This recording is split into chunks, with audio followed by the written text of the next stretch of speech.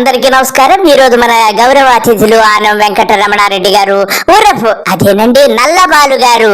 నల్లబాలు గారు అందరికీ సుపరిచితులు. ఈయన ఎంతో గొప్పవారని చెప్పడంలో ఎంత మాత్రం సందేహం లేదు. అయ్యగారు రాత్రి ఏదో ఒక షాపుకు వెళ్ళారట. అక్కడ ఏదేదో జరిగిందంట. ఆయనకి వింతలన్నీ, ఆ వింతలన్నీ చూసి మనకు చెప్పాలని ఎంతో ఉత్సాహపడుతున్నారు. చెప్పండి నల్లబాలు గారు. మీకు విషయం చెప్పాలి. మొన్న ఒక షాపుకు పోయా, మా నెల్లూరులో కొత్త షాప్ పెట్టారు. నల్లబాలు గారు, నాకు తెలిసి మీరు బట్టల షాపుకు వెళ్ళింటారు, లో దుస్తులు కొనుక్కొని ఉంటారు. ఆహా, ఎంత ఆనందంగా ఉండింది. బడ్ వైజరు, కింగ్ ఫిషర్ అల్ట్రా, ఆ బీర్లు చూస్తుంటే ప్రాణం అట్ట లేసింది ఒక్కసారి. రే నల్లబాలు, మనిషివా దున్నపోతువారా? రాత్రి బారుకెళ్ళి ఉచ్చ తాగింటావురా. బట్ వైజర్ కాదురా, కడుపుకు అన్నం తింటున్నావా, అశుద్ధం తింటున్నావా? నువ్వు ఒక అధికార ప్రతినిధి వారా టీడీపీకి? కడుపుకు అన్నం తినేవాడు మాట్లాడరా, నీది కాదురా తప్పు, నీ బాబుదిరా తప్పు. ఏం మాట్లాడుతున్నావురా? దీనికోసం పెద్ద నువ్వు అధికార ప్రతినిధిగా ఉండి ప్రెస్ మీట్ పెడతావా? మనిషి జన్మ దున్నపోతు జన్మ అని చెప్పి యావత్ రాష్ట్ర ప్రజలే కాదు, మహిళలు పూర్తిగా నువ్వు కనపడితే చెప్పుతో కొట్టడానికి సిద్ధంగా ఉన్నారా బాలుగా. అదే జగన్మోహన్ రెడ్డి ప్రభుత్వంలో ఒక బీర్ తాగాలంటే ఇదొక్కటే ఉండేది. ఒరే కర్రోడా, ఇప్పుడు నిజం చెప్పావురా. జగన్ ప్రభుత్వం ఉన్నప్పుడు ఇలా రెచ్చిపోలేదురా. ఏదో బేరు తాగి సచ్చి మూలం దొంగనుండేవారు. ఇప్పుడు అలా కాదు కదా. ఇప్పుడు విచ్చలవిడిగా రెచ్చిపోయి సిగ్గు లజ్జ అన్ని ఇడిచిపెట్టి రోడ్ల మీదకి వచ్చి బజారు మనుషుల కంటే హీనంగా ప్రవర్తిస్తున్నావు కదరా లుచ్చాకర్రిగా. సింగిల్ బీర్, ఇంకేందన్నా బీర్లు ఉన్నాయి, చూస్తేనే భయం వేసేది. ఒరే కర్రోడా, రాత్రి తాగింది ఇంకా దిగినట్లేదురా. నీది కాదురా తప్పు, నువ్వు ఒక అధికార ప్రతినిధివని నువ్వు పెట్టించాడే నీ బాబు, ఆడిదిరా తప్పు. కడుపుకు అన్నం తిన్నోడు ఇలాగుండర్రా. నీ మొఖములో మంటట నీది ఓ బతకారా అని చెప్పి రాష్ట్ర ప్రజలందరూ నీ ముఖాన్నే కాదురా, నీ బాబు ముఖాన్ని కూడా ఉమ్మేయడానికి సిద్ధంగా ఉన్నారు. ఇకపోతే మా అనితమ్మ గారు వస్తున్నారు. అమ్మగారు ఏదో చెబుతారట. అసలు నిధులు ఎలా సృష్టిస్తున్నారో, బాబు గారి గురించి ఎలా పథకాలు అమలు పరచడానికి ఎక్కడి నుంచి నిధులు తీసుకొస్తున్నారు కూడా అమ్మగారు చెప్పడానికి సిద్ధంగా ఉన్నారు. అమ్మగారు, మీరు కథ నోరు మూసుకొని మొదలు పెట్టండి మీ సోది. ఆ మధ్య మీద వచ్చిన డబ్బులతోనే సంక్షేమ కార్యక్రమాలు ఇస్తున్నాడు. లిటరల్ గా చెప్పాలంటే మీరు నాన్న తాగితేనే, తాత తాగితేనే పెన్షన్, ఇంట్లో ఎవరైనా మగాళ్ళు తాగితేనే పెన్షన్.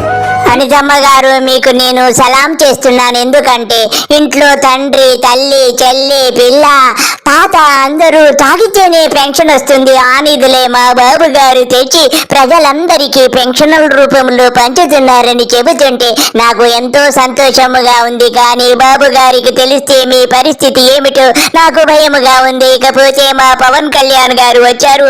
వారికి గేదెలు అంటే ఎంతో ఇష్టమట. ఆ గేదెల గురించి చెప్పాలని చాలా ఉబలాట పడుతున్నారు. చెప్పండి పవన్ కళ్యాణ్ గారు. ఇంట్లో గేదె ఉండేది. ఆ గేదె గడ్డి తీసుకురావడానికి నేనే ఇంట్లో నుంచి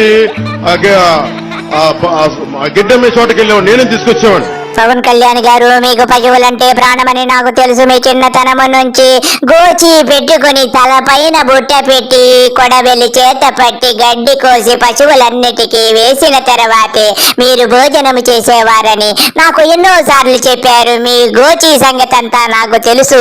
ఇకపోతే మా చిన్నబాబు గారు సింగపూర్ పర్యటనలో ఆయనకు మహిళలు ఎంతో చక్కటి ఘన స్వాగతము పలికారు. ఆ కార్యక్రమాన్ని ఇప్పుడు వీక్షిద్దాం.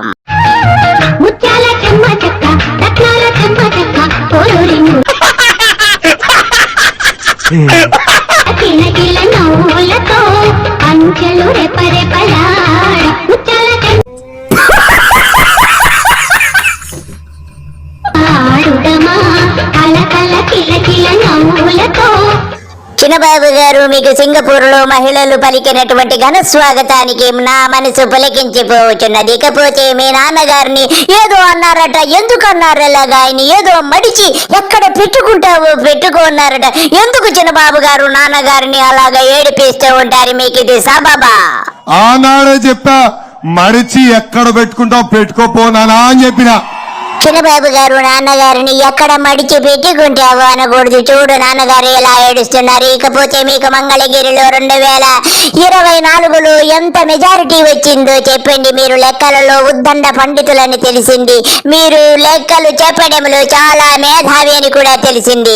మీ మెజారిటీ మీ మాటలలోనే మా ప్రేక్షకులకు చెప్పండి. ఏంటి 53,000 కాదు, 91,413 మెజార్టీ నన్ను గెలిపించి శాసనసభకు మీరు పంపించారు. తెలుగు రాదు, ఇంగ్లీష్ రాదు, సన్నాసి అసలు. నారాయణ గారు మీరు చెప్పినది నిజమే. ఇతనికి ఇంగ్లీషు తెలుగు రాదు. అంతేకాకుండా 1, 2, 3 అంకెలు కూడా తెలియవు. ఎక్కాలు అసలే తెలియవు. అమెరికాలో చదువుకున్నానని పెద్ద పోజుకు కొడతాడు. ఇకపోతే ఈయన తండ్రి గారు ఆయన గురించి కింద నుంచి జాకీ పెట్టి పుస్సు పుస్సు పుస్సు అని పైకి లేపుతున్నా గాని అతని మెజారిటీ ఎంతో అతనికే తెలియదు. అసలు ఎలా చదవాలో తెలియదు. అసలు ABCDలు రాని వాడిని తీసుకొచ్చి రాష్ట్ర విద్యాశాఖ మంత్రిని చేస్తే ఇంతకంటే ఈ రాష్ట్ర ప్రజలు చేసుకున్నటువంటి దౌర్భాగ్యం ఏమిటని చెప్పి యావత్ రాష్ట్ర ప్రజలందరూ కూడా ఎంతో చింతిస్తున్నారు. ఈ దౌర్భాగ్యం ఎప్పుడు ఈ పీడ విరగడవుతుందా అని చెప్పి నేను కూడా ఎంతో బదనపడుతున్నాను. ప్రజలారా, ఈ 3 ఏళ్ళు ఈ దౌర్భాగ్యాన్ని మనం భరించాల్సిందే. అందరికీ నమస్కారము. బాయ్.